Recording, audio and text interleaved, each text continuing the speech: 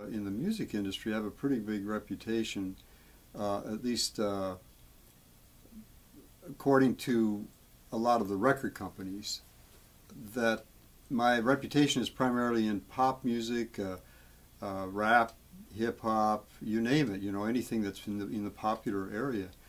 But all my first influences were actually jazz, and they were at that time that was considered modern jazz or bebop jazz, but that's what I was really the most interested in when I was like a teenager.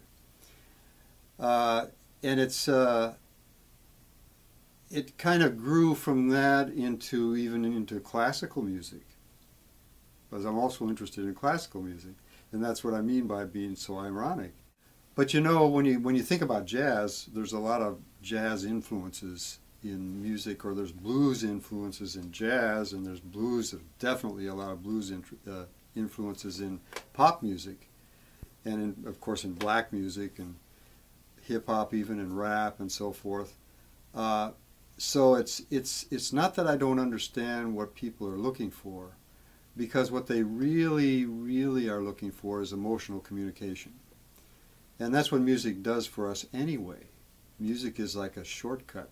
It kind of gets us in touch with each other emotionally, and it doesn't matter whether you're black or white or Chinese or German, Italian.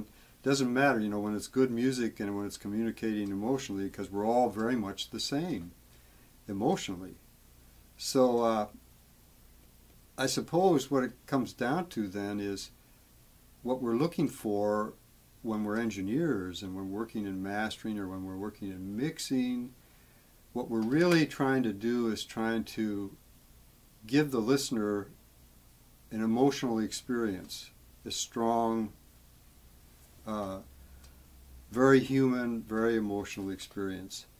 And I suppose when it comes down to mastering now, that's what my specialty is. I'm not really a mixer.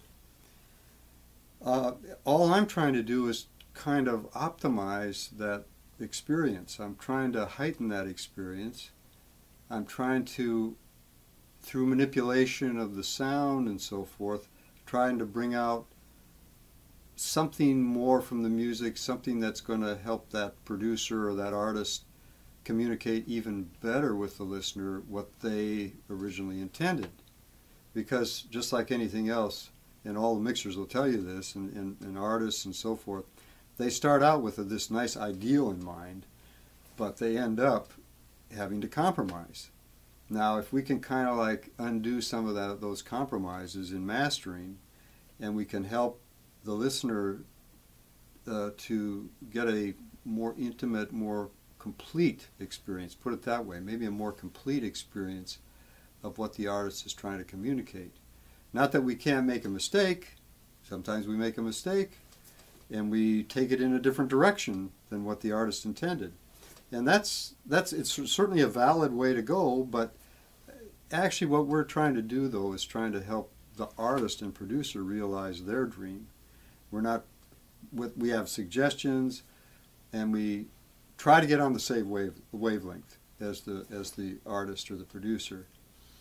So I think what it comes down to is, even though I've got a deep interest in jazz and I've got a deep interest in classical, what it comes down to is that you have to realize that all music is trying to do the same thing. It's trying to communicate emotionally.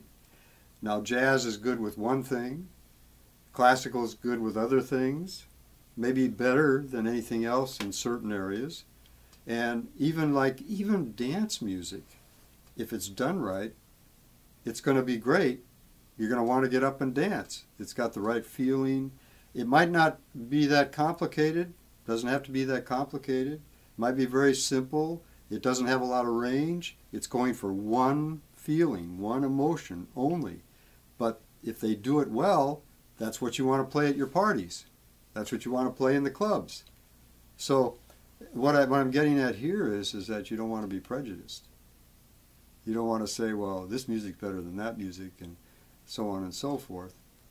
Because these people whatever kind of music they're involved in, if they really believe in it, they're going to be able to communicate some aspect of the human experience to you.